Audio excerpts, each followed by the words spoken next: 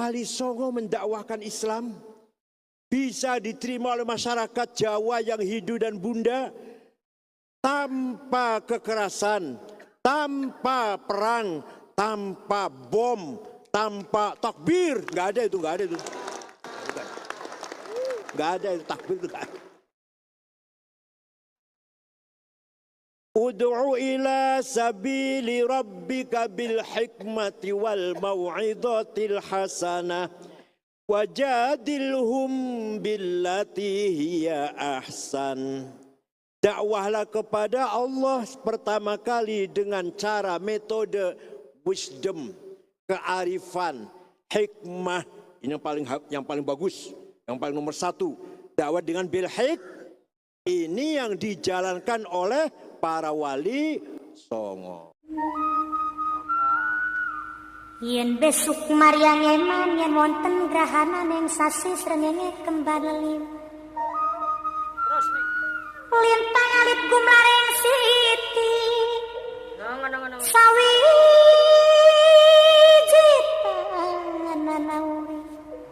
Sawiji tanana urip mung isun karo sampean mati amung kang swarga.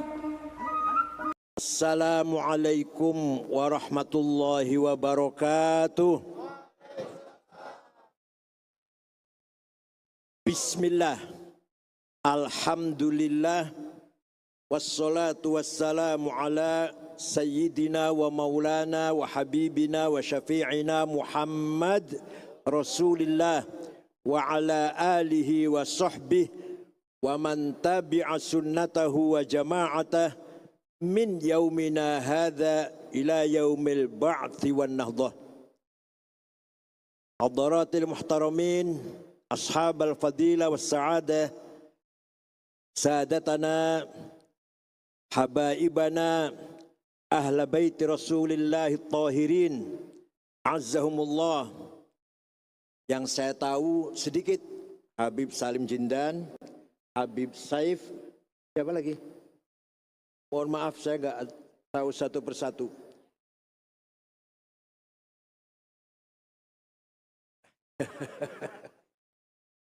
Sadatul ulama, ashab al-ma'ahid, ashab at-turuq as-sufiyah al-mu'tabarah. Ada salah satu Rais Syuriah PBNU, adik saya, Yai Haji Mustafa Akil Siraj. Kalau saya bodolan kalau saya. Kalau ini masih. Akhil Azizil Muhtaram, Habibi wa Rahimi, Yai Haji Misbahul Munir, sahib muassasah Aswaja Center. Ada juga mantan Ketua PBNU, Yai Haji Abdul Manan Ghani, bodolan PBNU, sama dengan saya.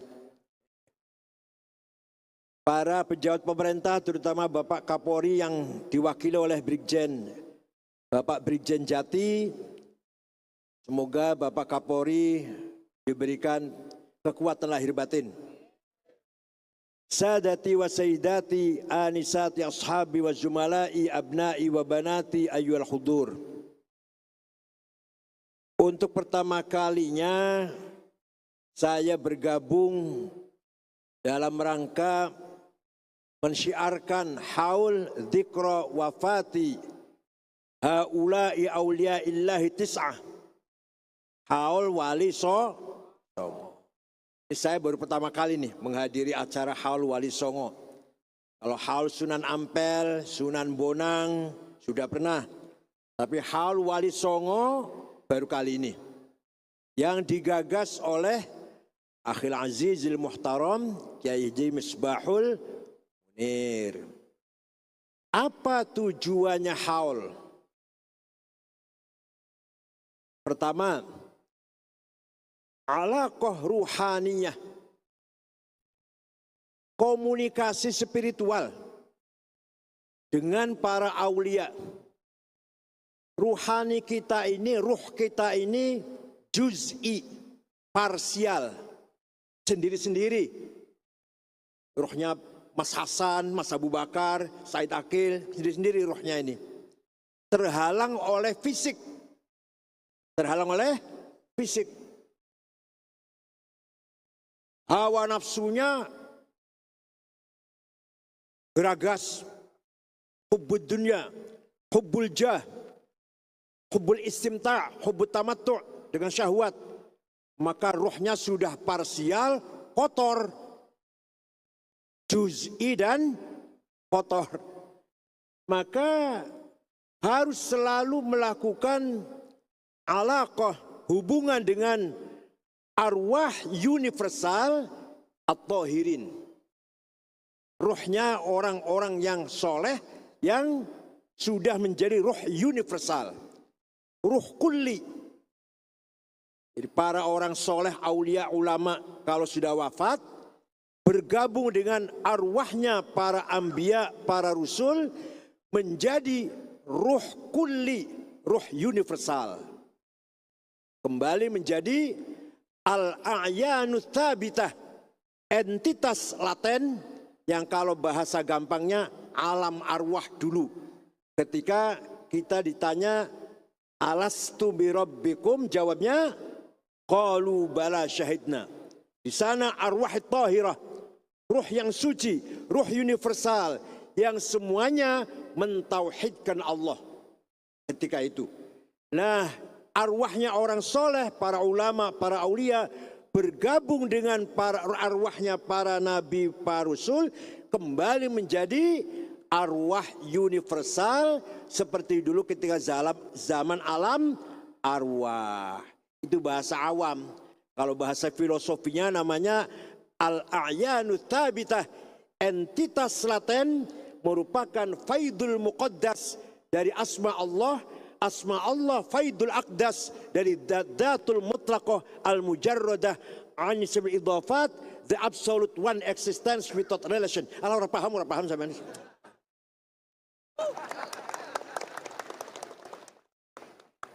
Wujud pertama kali adalah wujudnya Allah. Az-zatul mutlaqah al-mujarradah an ismil idhafat, the absolute one existence. That satu yang tidak butuh siapa-siapa. Tidak butuh relasi, tidak butuh artikulasi. Kemudian terjadi al-faidul aqdas, emanasi yang sangat suci. Maka muncullah asma-asma'nya yang 99. Setelah asma 99 butuh relasi, pasti ada relasi, pasti ada artikulasi. Contoh misalkan nama Allah Al-Khaliq, ya harus ada makhluk. Tidak sekali-kali namanya Al-Khaliq, pasti ada makhluk. Ar-Razik, ya pasti ada marzuk. Yang memberi rezeki yang harus ada yang diberi rezeki. Al-Alim, yang mengetahui, ya harus ada yang diketahui. Maka asma Allah pasti otomatis akan ada relasi dan artikulasi. Dari asma Allah itulah maka lahir alam arwah atau al-a'yanu tsabitah, entitas laten merupakan al-faidul muqaddas. Dari a'yanu tsabitah maka terjadi tajalli ghaibi, muncullah yang namanya Nur Muhammad, al-haqiqah al-muhammadiyah. Dari Nur Muhammad itulah akan terjadi tajalliyat, tanazzulat, ta'ayyunat, maka lahirlah alam semesta ini. Paham boten? Saya paham begini 3 tahun sampai 10 menit paham, nggak mungkin. Jadi alam semesta ini semuanya merupakan tajalli dari asma'nya Allah. Asma'nya Allah tajalli dari zatnya Allah. Melalui tajalli tadi, melalui Nur Muhammad atau al-haqiqah al-muhammadiyah. Wa ma khalaqnas samawati wal ardu illa bil haq. Tidak sekali-kali saya ciptakan langit bumi kecuali dengan al-haq al-makhluqu bih, yaitu Nur Muhammad. Para wali songo adalah aulia illah yang sangat berjasa besar menyebarkan agama Islam di Nusantara, bukan hanya di Jawa. Di Nusantara menghadapi kekuasaan dominasi agama Hindu dan Buddha. Hindu, yaitu kerajaan Empire Majapahit yang berkuasa sampai ke Filipina Selatan, Sri Lanka, Nusantara inilah semuanya. Buddha di Pajajaran, Pakuwon, Prabu Siliwangi yang menguasai Jawa bagian barat beragama Buddha. Wali Songo mendakwahkan Islam bisa diterima oleh masyarakat Jawa yang Hindu dan Buddha tanpa kekerasan, tanpa perang, tanpa bom, tanpa takbir. Nggak ada itu. Nggak ada itu takbir itu. Ud'u ila sabili rabbika bil hikmati wal mau'izatil hasanah wajadilhum billati hiya ahsan. Dakwahlah kepada Allah pertama kali dengan cara metode wisdom, kearifan, hikmah. Ini yang paling bagus, yang paling nomor satu. Dakwah dengan bil hikmah. Ini yang dijalankan oleh para wali songo. Tanpa mencaci maki, tanpa misu-misu, tanpa menjelekkan orang lain. Justru menampakkan beliau-beliau berakhlak mulia, tawadhu, baik akhlaknya, rendah hatinya, tidak sombong. Maka orang Jawa, masyarakat Jawa berbondong-bondong masuk Islam. Sebenarnya orang Jawa itu sebelumnya agama Hindu dan Buddha, agamanya namanya Kapitayan. Apa? Kapitayan. Percaya pada Tuhan yang Maha Satu. Sang Hyang Widi, sing tan keno kinoyo opo yen ono malah dudu. Artinya bukan orang Jawa, nggak paham ini. Maha Satu yang tidak seperti apa-apa. Kalau dipaksakan seperti apa, bukan. Tuhan satu, tidak seperti apa-apa. Laisa kamitslihi syai'un. Seperti gajah, enggak. Seperti gunung, tidak. Seperti harimau, bukan. Yen ono malah dudu. Sang Hyang Widi sing tan keno kinoyo opo yen ono malah dudu. Disumpamakan malah bukan. Itu namanya agama Kapitayan. Hanya mereka tidak tahu namanya siapa Sang Hyang Widi itu. Namanya siapa yang Maha Satu itu? Datang agama Hindu, percaya bahwa Tuhan ada 3. Kemudian datang agama Buddha. Datang agama Islam, menegaskan Tuhan yang satu itu ada namanya Allah. Lah ini yang sedang tunggu-tunggu oleh kita ini. Ini yang sedang kita cari-cari. Namanya siapa Sang Hyang Widi itu? Ternyata namanya Allah. Dengan berbagai cara dakwah yang luar biasa, kita harus berterima kasih pada Wali Songo. Umat Islam Nusantara yang tidak mau menghormati Wali Songo, tidak mau membacakan Fatihah untuk Wali Songo, tidak mau ziarah kubur Wali Songo, orang yang tidak punya adab.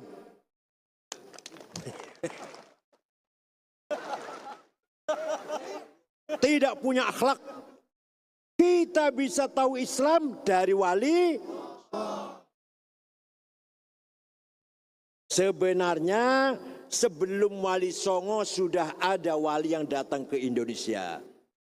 Pertama kali konon ceritanya, pedagang-pedagang Persia kalau datang ke Jawa 50 mati 20. Nanti pedagang datang 80 mati 50.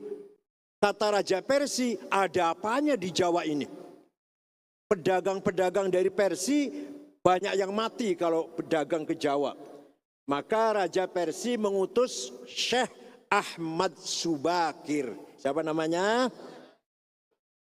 Coba Syekh, tengok sana ada apa di Jawa ini. Ternyata datang ke Nusantara, ke Jawa. Di Jawa banyak dedemit. Makhluk jahat. Jadi turunannya. Maka oleh Syekh Subakir, makhluk jahat dedemit tuyul itu dirantai tangannya semua. Dibuang ke Laut Selatan. Kecuali ada 2 makhluk halus yang baik, senyum-senyum gitu, tidak mau masuk Islam, tapi tidak akan mengganggu orang Islam. Namanya Sang Hyang Semar dan Sang Hyang Togog. Percaya silahkan, enggak apa-apa, ini dongeng saja kok. Itu Syekh Ahmad Subakir. Jadi yang berjasa besar mengusir makhluk-makhluk jahat, dibuang ke laut selatan. Kuburannya banyak.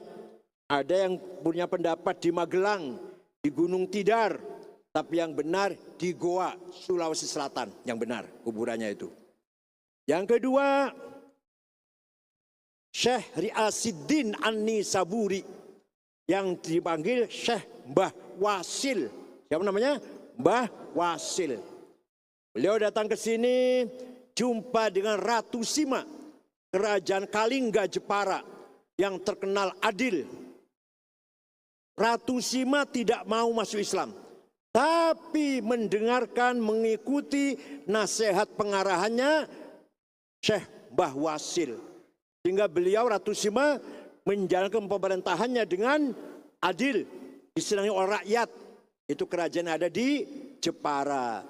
Kemudian Syekh Wasil bergaul atau kenal dengan Raja Doho. Namanya Joyoboyo. Namanya siapa? Syekh Wasil punya kitab, namanya kitab Al-Asrar, kitab rahasia, bahasa Arab. Diajarkan kepada Raja Joyoboyo yang isinya memprediksi tanah buat, memprediksi apa yang akan terjadi masa yang akan datang. Sekarang terkenal dengan buku Ramalan Joyoboyo. Padahal itu aslinya kitab bahasa Arab. Kitabnya siapa? Syekh Wasil. Namanya Al-Asrar, Kitabul Asrar. Kuburnya di mana Syekh Wasil? Di Masjid Gedong Kediri Kota. Apa namanya? Setana Gedong Kediri Kota. Di sana Mbah Wasil namanya. Itu ulama yang terkenal. Yang kedua, ada lagi ulama besar tahun 1430 membangun pesantren pertama di Jawa Barat. Hati-hati orang Jawa Barat tuh, hati-hati. Terutama orang Cirebon terutama, hati-hati. Di Rengas Dengklok, Cina, namanya Syekh Hasanuddin. Tapi karena ahli qiraat, qori, suaranya enak, hafal Quran, dipanggil Syekh Quro. Siapa namanya? Quro. Qori, Quro itu qori lah. Ngajarkan agama Islam, pesantren, ngajarkan Quran. Raja Prabu Siliwangi, Pangeran Pamanah Rasa, marah. Ada agama baru. Dari selatan, dari Kawali Ciamis. Sekarang di Kawali pusatnya kerajaan Pajajaran tuh. Pakuan. Galuh Pakuan. Oke. Berangkat ke Rengas Dengklok, Kerawang. Saya bunuh. Agama apa ini baru ini? Setelah sampai di sana, di Rengas Dengklok, ada santrinya Syekh Quro, perempuan lagi baca Quran. Suaranya merdu, lagunya enak, orangnya kutilang, kuning, tinggi, langsing. Ini sulit carinya ini. Kalau kebalikannya banyak. Hitam, gembrot, pendek, banyak itu. Itu Raja Pamanah Rasa. Jangankan mau membunuh atau nempeleng Syekh Quro, malah klepek-klepek jatuh cinta. Langsung sama Syekh Quro, mau disampaikan untuk saya saja. Namanya Subang Larang, putrinya Ki Gede Tapa. Ki Gede Tapa itu adalah kepala pelabuhan Cirebon. Coba Cirebon lagi, Masya Allah. Ki Gede Tapa. Melamar. Kata Syekh Quro, ya silahkan. Tapi syaratnya kamu masuk Islam. Udah masuk Islam lah, gampang. Baca syahadat. Setelah masuk Islam, ada mas kawinnya. Udah saya cari di pasar lah. Apa maunya? Lintang kerti, tasbih. Ini bahasa Cirebonnya lintang kerti, tasbih. Saya cari di pasar, nggak ada di sini. Ada di Arab. di Mekah, Jeddah, Madinah ada. Udah saya terbang ke sana. Ambil tasbih. Keluar dari rumahnya Syekh Kuro, Prabu Siliwangi baca mantra. Hong. Biasanya terbang. Hong. Macet. Sekali lagi. Hong. Gak bisa terbang. Sekali lagi. Hong. Gak bisa terbang. Kata Syekh Kuro, kamu itu udah masuk Islam. Kalau mau terbang, baca Bismillahirrahmanirrahim. Hong. Hongnya dibaca. Bismillah dulu, bismillah dulu. Nur dia. Bismillahirrahmanirrahim. Hong. Langsung terbang ke sana. Tidak lama bawa tasbih. Itu barangkali dongeng ya. Dongeng itu ya. Tapi yang jelas fakta sejarah. Terjadi pernikahan antara Prabu Siliwangi Pamanah Rasa dengan Subang Larang. Jadi Prabu Siliwangi punya istri 3. Beragama Hindu. 1 namanya Ambit Kasih, beragama Buddha namanya Ratu Aci Putih, beragama Muslim namanya Subang Larang. Terjadi pernikahan. Tapi konon Prabu Siliwangi murtad. Keluar dari Islam. Masuk Islamnya hanya karena ingin menikah dengan Subang Larang. Tapi nanti punya anak 3. Semuanya pejuang Islam.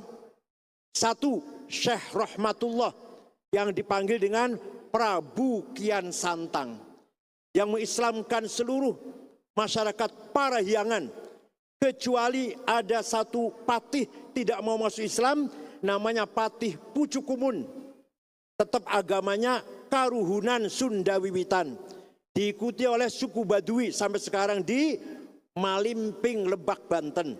Ini melongo semua kan sih, nggak sejarah ini, nggak tahu ya sejarah ini ya. Melongo semua ini. Dan Prabu Kian Santang lah yang mengislamkan seluruh masyarakat Sunda. Sunda itu bahasa Arab. Sun jagalah da ini. Artinya itu. Sun jagalah da agama ini. Sunda. Atau dari kata sanad. Sunat. Apa? Patok, pasak. Sunda itu artinya. Yang kedua putranya Prabu Siliwangi adalah Syekh Somadullah yang dikenal dengan panggilan Ki Kuwu Cirebon. Hati-hati, Ki Kuwu Cirebon. Beliau sakti, punya ilmu 3. 1 Aji Dipa. Apa? Paham mengerti tentang bahasanya binatang. Semut kalau lagi bicara paham beliau. Apa?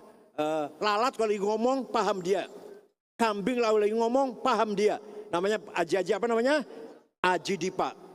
Yang kedua Titi Murti.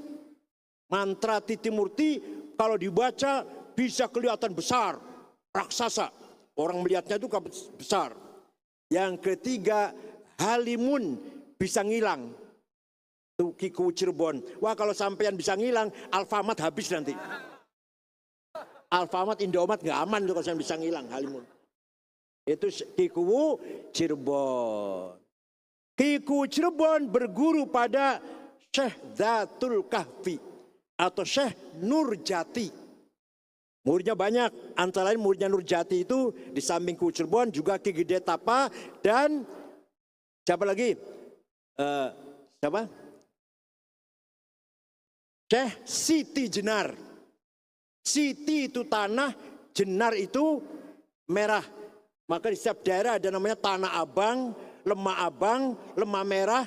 Di Madura ada Lemah Abang. Di Jakarta ada Tanah Abang. Di Cirebon ada Lemah Abang. Semua ada itu. Itu simbol dari ajaran Syekh Siti Jenar. Nama aslinya Syekh Abdul Jalil bin Pangeran Danusela. Konon katanya bukan bapak asli. Bapak asli adalah Said Soleh. Habib Soleh katanya aslinya itu. Tapi dipelihara oleh Pangeran Danusela, yaitu seorang tokoh Cirebon. Itulah Syekh Siti Jenar, murid dari Syekh Dzatul Kahfi.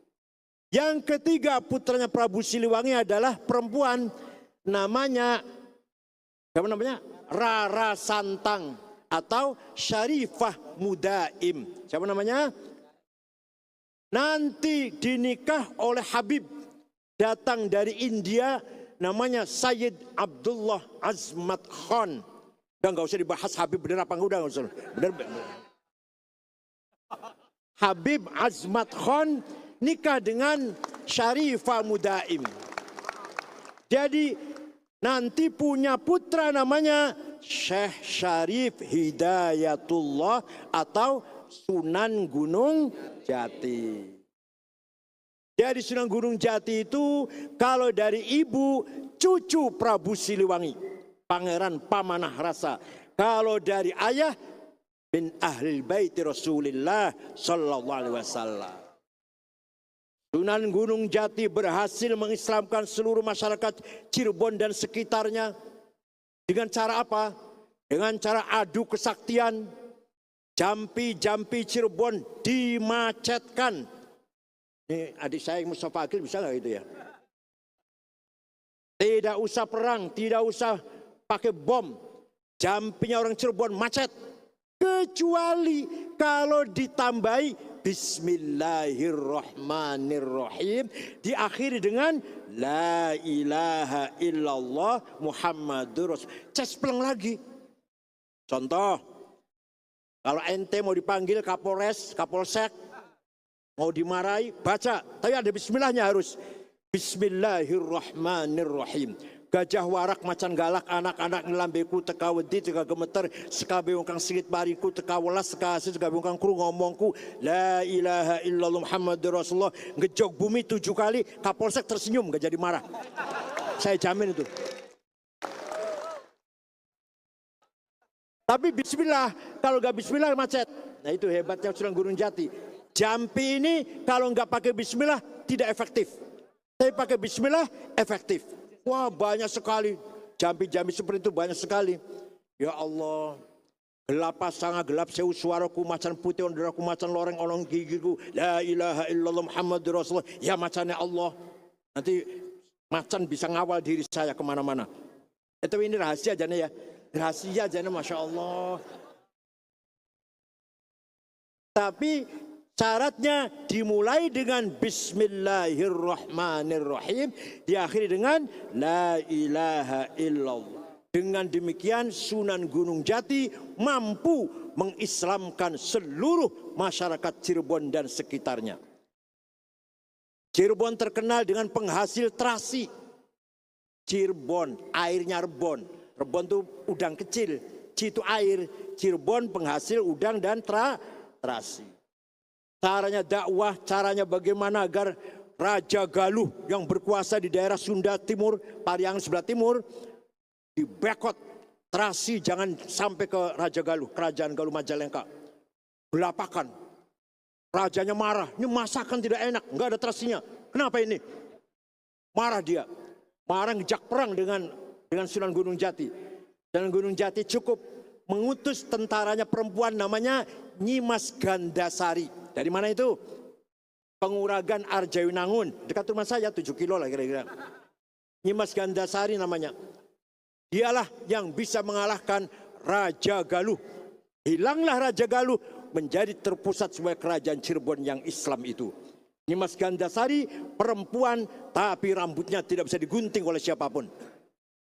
Yang bisa gunting siapa? Ki Gede Magelung. Ceritanya gitu ceritanya. Walhasil kalau cerita panjang 2 tahun baru selesai lah. Ringkas itu saja. Sunan Gunung Jati dapat hadiah dari Cina. Hadiahnya banyak, piring-piring. Lihat di kuburannya kan. Banyak piring-piring di temboknya itu. Piring Gucci. Dan ada lagi hadiah yang paling penting. Perempuan cantik. Zaman dulu biasa gitu. Hadiah perempuan cantik biasa itu. Sekarang nggak boleh sekarang. Namanya siapa? Ong Tin. Kutilang lah, kuning tinggi langsing. Cina. Dinikah oleh Sunan Gunung Jati. Setelah dinikah, istri tua cemburu, marah-marah. Istri tuanya, Nyai Atikah namanya istri tuanya tuh. Nyai Atikah. Sunan Gunung Jati membawa istri yang kedua ke selatan. Sama dengan Nabi Ibrahim nih. Sama dengan Nabi Ibrahim. Siti Sarah cemburu, Siti Hajar dibawa ke selatan. Dibawa ke selatan, ditaruh di daerah situ sekitar 30 kilo selatan Cirebon. Punya anak keturunan kuning-kuning kulitnya, maka disebut Kuningan. Kabupaten Kuningan itu asal mulanya keturunan Ongtin yang kulitnya kuning-kuning, maka disebut daerah Kuningan. Itulah sedikit cerita tentang Sunan Gunung Jati. Ringkas cerita, dengan perkembangan zaman datanglah penjajah Portugis, datang penjajah Belanda, maka pusat-pusat perkotaan yang tadinya dikuasai oleh para aulia, para ulama, direbut oleh penjajah. Maka para ulama, para aulia meninggalkan perkotaan, membangun pesantren di pedesaan. Ada lagi Raja Brawijaya V, Raja Majapahit. Istrinya 571 istrinya. Ya nggak apa-apa, sampean jangan niru. Bisa patah. Di antara istrinya namanya Cina, namanya Subanci. Siapa namanya? Orang Jawa manggilnya Dewi Retno. Sah tidak? Sah tidak? Laki-lakinya Hindu, istrinya Muslimah. Sah tidak nikahnya? Tidak sah. Quran ini bukan fikih, bukan fikih, Quran. Suaminya Hindu, istrinya Muslimah, nggak sah. Kalau kebalik barangkali sah kalau dibalik. Kalau suaminya Muslim, istrinya non Muslim. Ini nggak kebalik, tidak sah. Tapi Allah punya kehendak lain. Nikahnya secara syariat tidak sah, tapi ada hakikat yang akan dituju, akan dikehendaki oleh Allah. Punya anak laki-laki. Nama Cinanya Jinbun. Siapa namanya? Jinbun. Jinbun ini nakal. Diusir dari keraton lah. Gak disenangi orang-orang keraton. Beliau keluar dari keraton Mojokerto kan. Macam itu Mojokerto. Jalan ke timur. Sampailah ke Ampel Denta, Surabaya. Jumpa dengan Syekh Rahmatullah alias Sunan Belajar ngaji di situ. Belajar ngaji Quran, hatam, hafal Quran, 5 tahun. Permisi pada gurunya. Syekh Maulana, saya anak penguasa, saya anak raja, harus jadi raja, harus jadi penguasa. Kata Syekh Maulana Rahmatullah, iya nak, kamu yang muda silahkan berpolitik, bila perlu maju pilpres kamu. Kalau saya kiai tua, saya ngurusi pesantren sajalah kalau saya. Tapi saya doakan kamu menang lah kira-kira. Ringkas cerita. Kalau ada kiai tua berpolitik nggak pantas sebenarnya. Kalau saya udah tua lah, nggak usah berpolitik lah. Ya udah 70 tahun. Kalau adik saya ini masih 63, 64. Ringkas cerita. Berdirilah awwalu mamlakah Islamnya fi jazirati Jawa. Kerajaan Islam pertama di Jawa yaitu Demak Bintoro. Rajanya adalah, namanya Jinbun diganti oleh Sunan Ampel, Abdul Fattah. Rajanya namanya Raden Abdul Fattah. Begitu kerajaan Demak lahir, masyarakat Jawa berbondong-bondong ikut Demak. Karena orang Hindu itu berkasta-kasta. Brahma, Satria, Sudra, Warya, Waisa. Orang kecil tidak boleh menggunakan kata ingsun. Ingsun itu raja, ingsun. Kalau kita ini kaulo alit, budak kecil. Sampean dalam. Saya ini adalah debu yang ada di kaki Anda. Kalau salaman nggak bisa pakai tangan, nyium dengkul. Kalau rakyat kecil mau hormat pada raja, nyiumnya dengkul, ngesot dari pintu ngesot. Di sini dengkul, nggak boleh pakai tangan. Nah, tidak boleh menggunakan kata ingsun. Para wali songo ngajar Islam, usolli fardhu dhuhri, niat salat sopo ingsun, nawaitul wudu'a, niat ingsun ambil air wudu. Orang Jawa kaget, seumur-umur nggak boleh ngomong ingsun, sampai kiamat kurang rong dino nggak bisa ngomong ingsun. Kecuali kalau masuk jadi masuk Islamnya orang Jawa itu karena ingin ngomong, ya Allah. Itu metode dakwahnya, bil hikmah namanya, bil hikmah. Kiai jalan-jalan, wali jalan-jalan. Ada orang lagi sesajen, nasi sekepel ditaruh pojok rumah. Ada bawang merah, ada cabai merah. Kiai tanya, apa ini? Sesajen Kiai. Untuk apa? Mengusir roh jahat, tuyul, demit, gendruwo, pelari, jangan ada di rumah saya. Kata kiainya, bukan terus musyrik, tendang, enggak. Musyrik, tendang, bid'ah, enggak. Sampean ini kaya, mampu. Maka kalau ingin dedemitnya lari, potong kambing. Masak nasi, masak beras 20 kilo. Nurut ya, nurut. Masak beras 20 kilo, jadi 40 piring.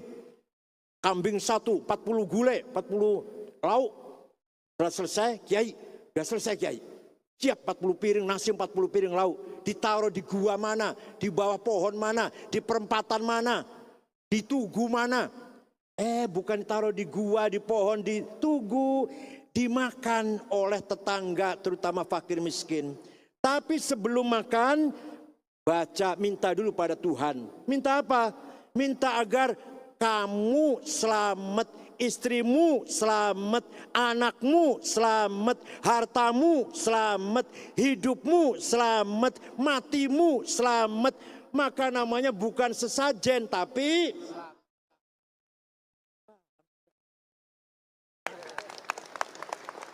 tuh caranya para wali songo dakwah bil hikmah. Ada lagi Sunan Kudus, namanya Syekh Ja'far Shadiq Ibn Uthman Al-Hamadani, itu nama lengkapnya. Melarang masyarakat Kudus dan sekitarnya korban dengan potong sapi. Padahal korban itu di kitab, di perintah korban itu onta atau sapi atau kambing. Oleh Sunan Kudus diganti kerbau. Di hadisnya nggak ada kerbau itu. Di Arab nggak ada kerbau.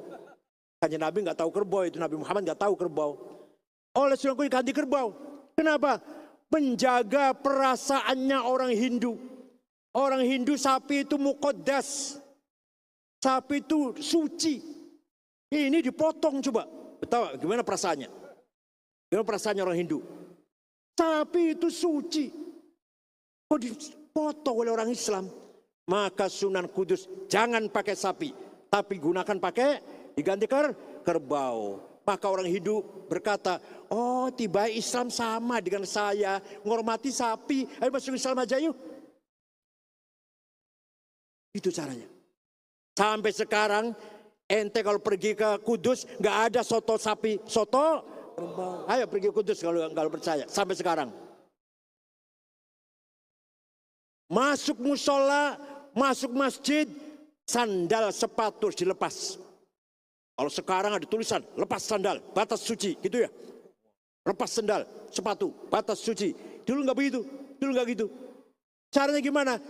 Di depan pintu masuk musola ada air. Sekarang masih ada yang kayak gitu ya, masih ada yang kayak gitu tuh. Artinya apa?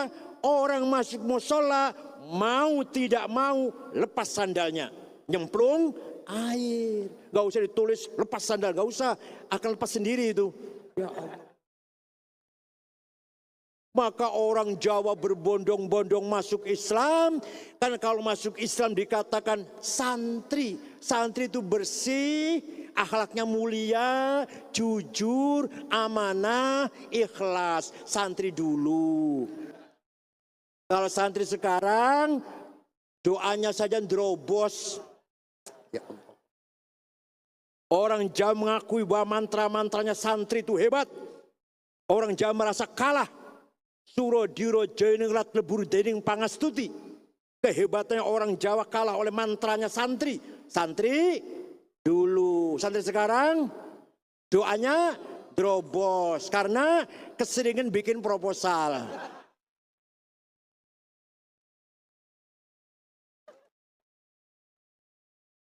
Kalau masuk Islam dipanggil santri.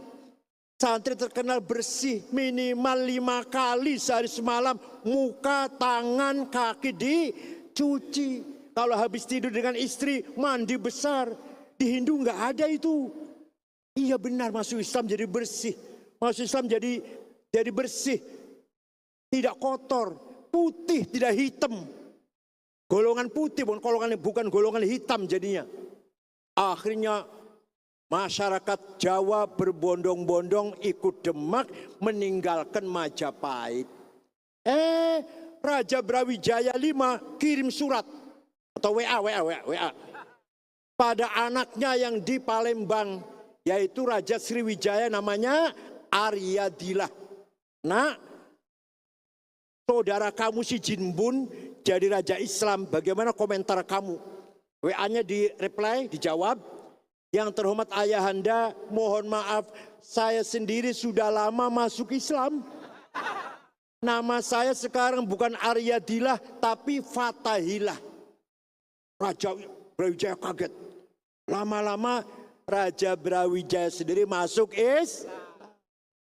Dengan masuk Islamnya Raja Brawijaya V, tamatlah riwayat kerajaan Majapahit. Yang dulu gagah perkasa ketika Hayam Wuruk, Pati Gajah Mada. Selesai tamat riwayatnya. Diganti kerajaan Demak tanpa peperangan, tanpa bom, tanpa takbir, tanpa itu semuanya. Paham tidak? Kemana Majapahit hilang? Diapakan itu? Diserang, diperang atau dibom atau di apa? Enggak. Hilang karpe dewe. Sirno ilang kertaneng bumi. Kata orang Jawa ngaku itu. Orang Jawa mengakui sirno ilang kertaneng, hilang ditelan bumi. Jadi kerajaan Majapahit hilang telan bumi. Tidak diperangi, tidak. Nah, ajaran metode inilah yang dilakukan oleh Wali Songo, untuk mengislamkan masyarakat Nusantara. Diteruskan oleh para ulama, oleh para kiai. Dan itu sebenarnya itulah metode manhaj Rasulullah sallallahu alaihi wasallam. Rasulullah baca Quran, orang Arab pro kontra. Ada yang senang, ada yang menolak. Bener sih bener Muhammad nih, hebat sih hebat, tapi saya nggak mau masuk Islam. Gengsi, siapa Muhammad, siapa saya?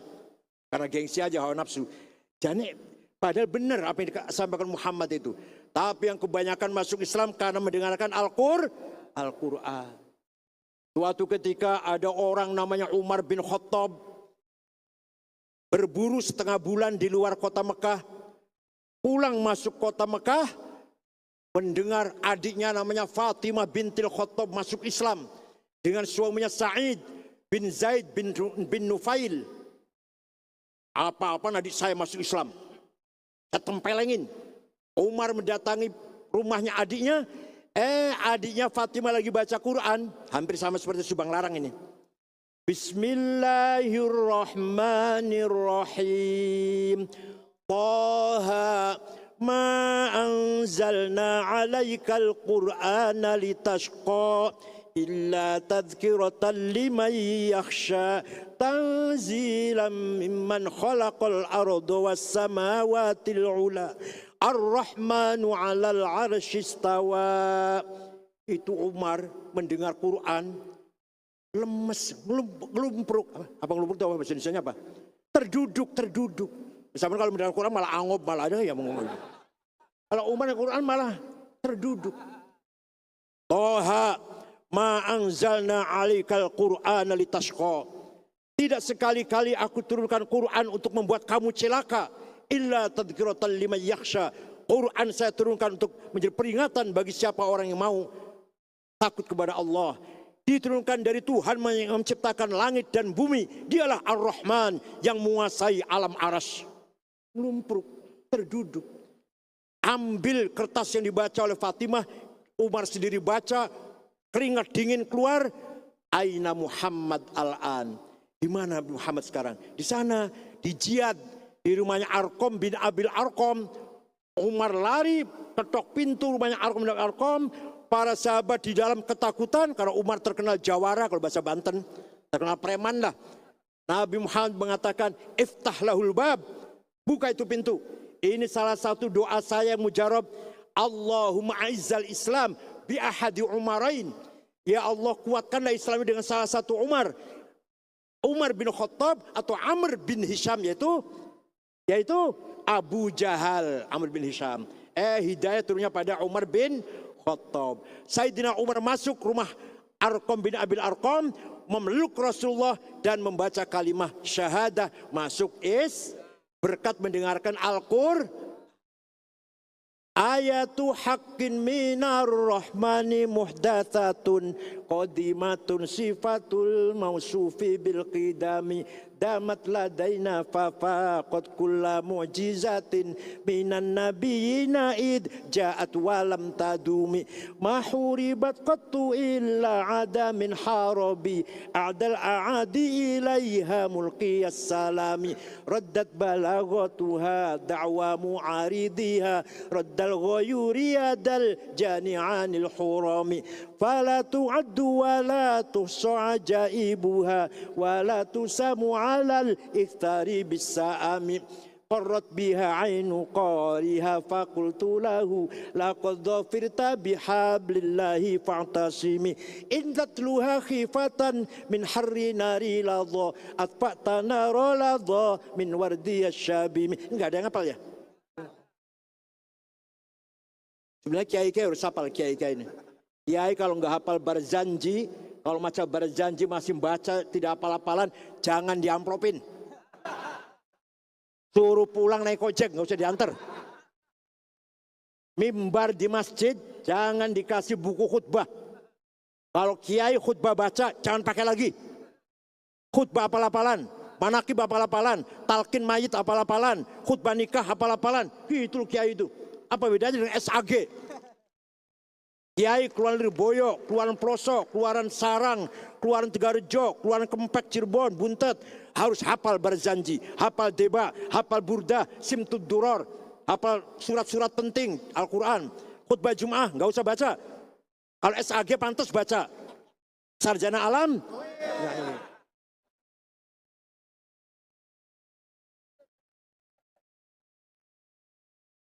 Quran adalah ayatul Rahman. Mushafnya hadis, dan mushafnya itu, mushaf, hadis, dicetak di Madinah, kertasnya baru, tintanya baru, yang nyetak manusia, makhluk, tapi Quran sebagai sifat Allah, qadim. Rodo angel lagi, angel ini. Mushafnya hadis, sifatnya Allahnya, qadim. Maka ayatu haqqin minar rahmani muhdatsatun qadimatun sifatul mausufi bil qidami. Al-Quran mukjizat ila yaumil qiyamah. Nabi Musa hebat, tongkatnya bisa jadi ular, tongkatnya bisa mukul laut, bisa jadi jalan tol. Tapi sekarang sudah tidak ada. Masih ada enggak? Tidak ada. Quran masih ada sampai sekarang.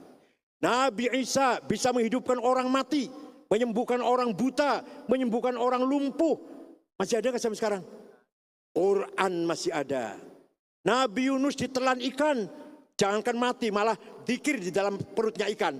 La ilaha illa anta subhanaka inni kuntu minadz dzalimin. Di dalam ikan malah dzikir. Hebat nggak itu? Hebat ya. Tapi masih ada nggak? Quran masih ada. Nabi Ibrahim dibakar, nggak terbakar. Dibakar api yang sangat menjilat-jilat, nggak kebakar. Hebat tidak Nabi Ibrahim? Masih ada nggak? Quran masih ada. Oleh karena itu umat Islam ini, Pak semua yang hadir ini harus bisa baca Quran, wajib. Minimal Al-Fatihah. Kalau nggak bisa Al-Fatihah ya Qurannya, sholatnya nggak sah. Minimal Al-Fatihah. Syukur tambahin lagi kulhu, falak, An-Nas, Alif Lam Mim, ayat kursi, ilmu samawat, tahlil, berkat.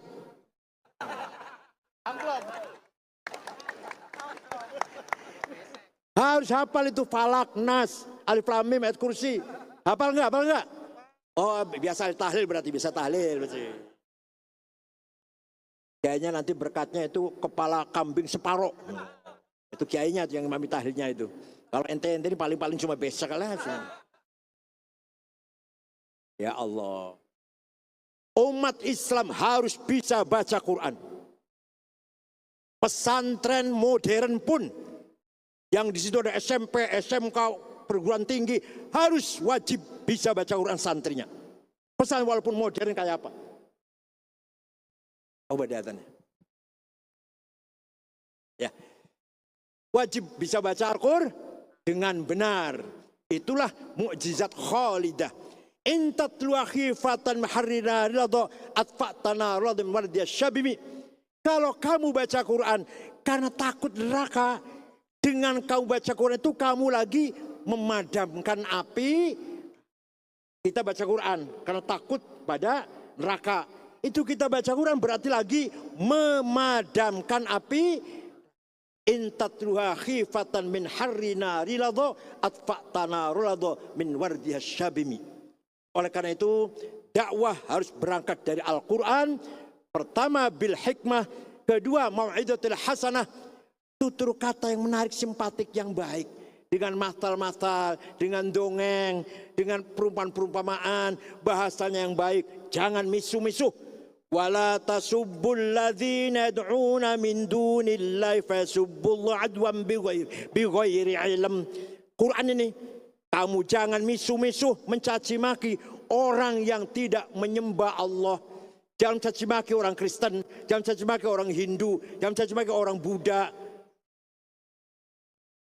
Kadzalika zayyana likulli ummatin amalahum. Demikianlah saya jadikan setiap kelompok mempunyai kebanggaannya masing-masing. Orang Sunda enggak mencaci maki orang Jawa, orang Jawa mencaci maki orang Madura, orang Madura enggak mencaci maki orang Batak, Dayak, Bugis, Ambon. Orang kita enggak mencaci maki orang Cina, orang Cina enggak mencaci maki kita, enggak mencaci maki orang Arab. Enggak boleh. Wala tasubbul ladzina yad'una min dunillah fayasubbullaha adwan bighairi ilm. Kadzalika zayyana likulli ummatin amalahum thumma ila rabbihim marji'uhum fayunabbihum bima kanu ya'malun. Ayat 100 surat Al-An'am. Quran melarang mencaci maki, apalagi dalam dakwah. Kata Imam Ghazali, wa dararu syar'i mimman nasarahu la bi tariqih akbaru mimman ta'ana fih. Orang membela Islam dengan cara yang salah sangat bahaya. Lebih bahaya daripada sekalian orang memusuhi Islam. Al-Muzali. Ente niatnya membela Islam tapi caranya salah. Lebih bahaya daripada musuh Islam sekalian. Wa dararu syar'i mimman nasruhu la bi tariqi akbaru mimman ta'ana fi. Yang ketiga, wajadilhum billati ahsan. Kalau memang perlu diskusi, berdebat, dialog, seminar, ayo kita gunakan mantik, logika, premis-premis minor, premis major yang masuk akal, yang berkualitas. Itulah metode dakwah. 1 bil hikmah, 2 bil mau'izatil hasanah, 3 bil mujadalah wal munadharah allati hiya ahsan. Dialog, diskusi yang bermutu, berkualitas, menggunakan logika rasional, premis-premis minor, premis major, konklusi yang efektif, yang positif. Itulah namanya ilmul mantik. Syukron wa dumtum fil khair barakati wan najah. Insyaallah yang hadir semuanya ini ala barakatillah, ala syafaati Rasulillah sallallahu alaihi wasallam.